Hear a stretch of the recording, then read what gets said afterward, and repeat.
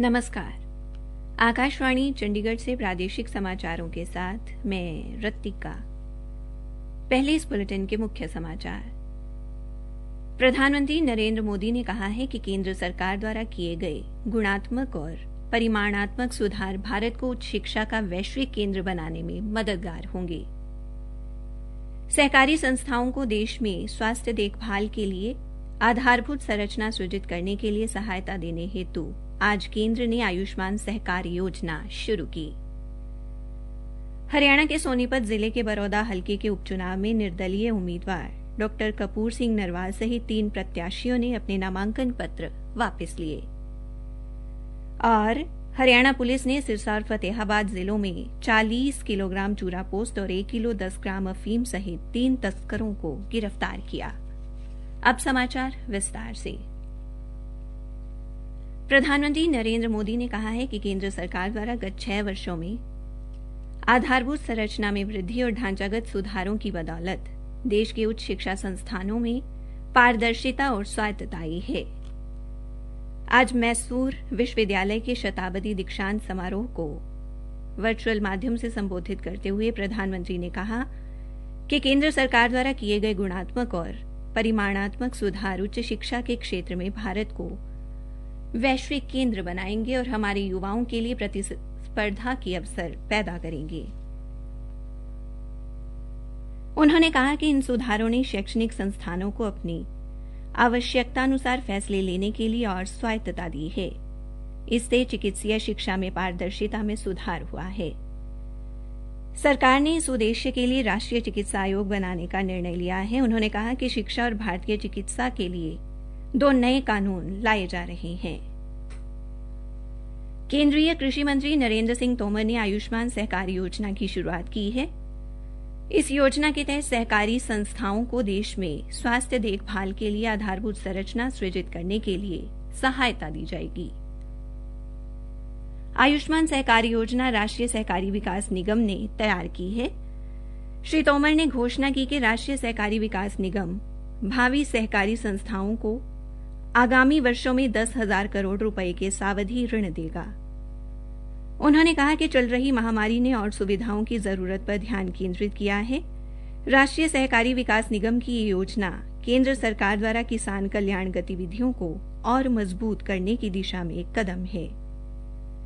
राष्ट्रीय सहकारी विकास निगम के प्रबंध निदेशक संदीप नायक ने कहा कि देश में सहकारी संस्थाओं द्वारा दी जा रही स्वास्थ्य सुविधाओं को और मजबूत करने के लिए एनसीडीसी कोष अहम भूमिका निभाएगा। हरियाणा के राज्यपाल सत्यदेव नारायण आर्य ने कहा है कि गुरु जम्भेश्वर विज्ञान एवं प्रौद्योगिकी विश्वविद्यालय हिसार ने बहुत कम समय में तकनीकी शिक्षा के क्षेत्र में अंतर्राष्ट्रीय स्तर पर पहचान बनाई है।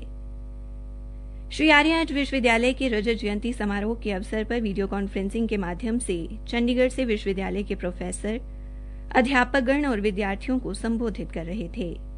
इस मौके पर उन्होंने विश्वविद्यालय की स्थापना के 25 वर्ष पूरे होने पर प्रदेशवासियों और विश्वविद्यालय के अध्यापकों और विद्यार्थियों को शुभकामनाएं भी दी।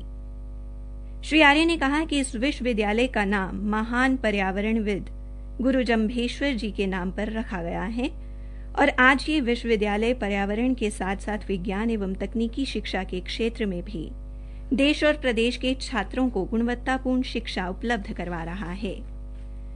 श्री आर्य ने शिक्षाविदों को आह्वान किया कि वे देश में 34 वर्ष के बाद तैयार की गई राष्ट्रीय शिक्षा नीति के बेहतर क्रियान्वयन में महत्वपूर्ण योगदान दें, जिससे शिक्षा के क्षेत्र में क्रांतिकारी बदलाव होंगे और देश फिर से विश्व गुरु कहलाने में सक्षम होगा।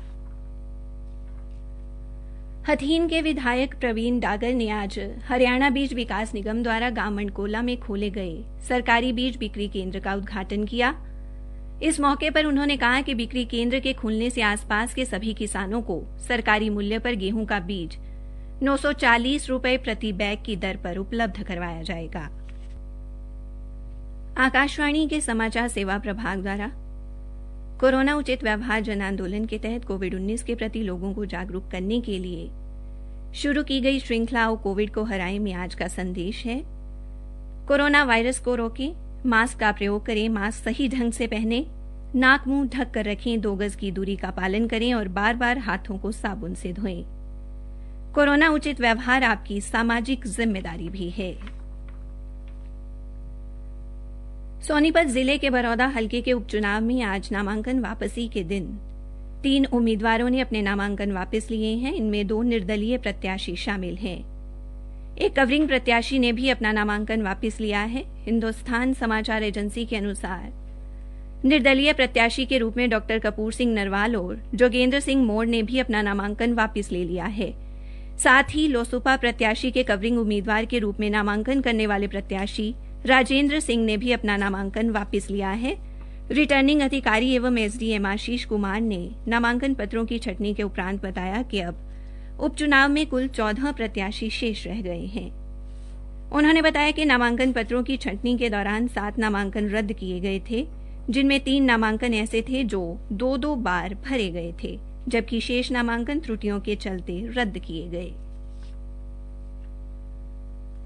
हरियाणा में आज शाम तक कोविड-19 के 1201 नए मामले सामने आए हैं, जबकि 1259 कोविड मरीजों को स्वस्थ होने पर अस्पताल से छुट्टी दी गई है। विभिन्न जिलों से हमारे संवाददाताओं से मिली जानकारी के अनुसार पंचकुला जिले में आज 21, अंबाला जिले में 10, फरीदाबाद जिले में 153, यमुनानगर जिले में 59, सिरसा जिले में 59, पलवल में 37 और भिवानी में 10 लोगों में कोविड संक्रमण की पुष्टि हुई है। जबकि फरीदाबाद में 201, भिवानी में 42, यमुनानगर जिले में 31, अंबाला जिले में 21, पंचकुला जिले में 52, सिरसा जिले में 43 और पलवल में 20 कोविड मरीजों को स्वस्थ होने पर छुट्टी दी गई है। आज पंचकुला और फरीदाबाद में एक कोविड मरीज की मृत्यु भी हुई है। हरियाणा पुलिस ने आज सिरसा और फतेहाबाद जिलों में 40 किलोग्राम चूरा पोस्त और 1 किलो से अधिक अफीम बरामद की है। हमारे संवाददाता ने बताया है कि फतेहाबाद के गांव झलनिया के पास पुलिस ने मोटरसाइकिल सवार नशा तस्कर को गिरफ्तार कर 1 किलो 10 ग्राम अफीम बरामद की है। पुलिस के अनुसार पकड़े गए आरोपी की पहचान भूना निवासी विक्रम भांभू के रूप में हुई है। आरोपी पर इससे पहले भी हत्या का प्रयास, मारपीट और नशा तस्करी के कई मामले दर्ज हैं। फतेहाबाद के पुलिस अधीक्षक ने प्रेस वार्ता में बताया कि आरोपी विक्रम 1 महीना पहले ही हिसार जेल से जमानत पर बाहर आया है। आरोपी के खिलाफ मामला दर्ज कर जांच की जा रही है।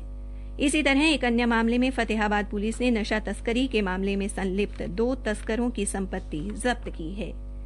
दोनों तस्कर रणजीत सिंह और बलजीत फतेहाबाद के गांव कलौठा के रहने वाले हैं और दोनों के खिलाफ नशा तस्करी के कई मामले दर्ज हैं। उधर सिरसा पुलिस ने गांव खारी सुरेरा क्षेत्र से गाड़ी में सवार 3 लोगों को 40 किलोग्राम चूरा पोस्त के साथ काबू किया है। पकड़े गए आरोपियों की पहचान राजस्थान निवासी शंकरलाल, गोपाल व नेतराम के रूप में हुई है। आरोपियों पर थाना एलनाबाद में मादक पदार्थ अधिनियम के तहत अभियोग दर्ज कर लिया गया है। हरियाणा के खेल एवं युवा मामले राज्य मंत्री संदीप सिंह ने कहा है कि राज्य में पश्चिम बंगाल के सिलीगुड़ी स्थित कंचनजंगा स्टेडियम की तर्ज पर कम बजट के बेहतर स्टेडियमों का निर्माण करवाया जाएगा। वे आज पश्चिम बंगाल के दौरे के दौरान सिलीगुड़ी में कंचनजंगा स्टेडियम का अवलोकन कर रहे थे। खेल मंत्री ने कहा कि कंचनजंगा स्टेडियम का रखरखाव बेहतर और बढ़िया ढंग से किया गया है। इसी तरीके को हरियाणा सरकार अपनाएगी। उन्होंने बताया कि विभिन्न राज्यों के दौरे के समय खेल स्टेडियम व सुविधाओं से संबंधित जुटाई गई सारी जानकारी को वे मुख्यमंत्री मनोहर लाल के समक्ष रखकर प्रदेश के खिलाड़ियों के भविष्य को संवारने के लिए इन योजनाओं को पूरा करवाने का भरपूर प्रयास करेंगे। इसी के साथ प्रादेशिक समाचार समाप्त हुए।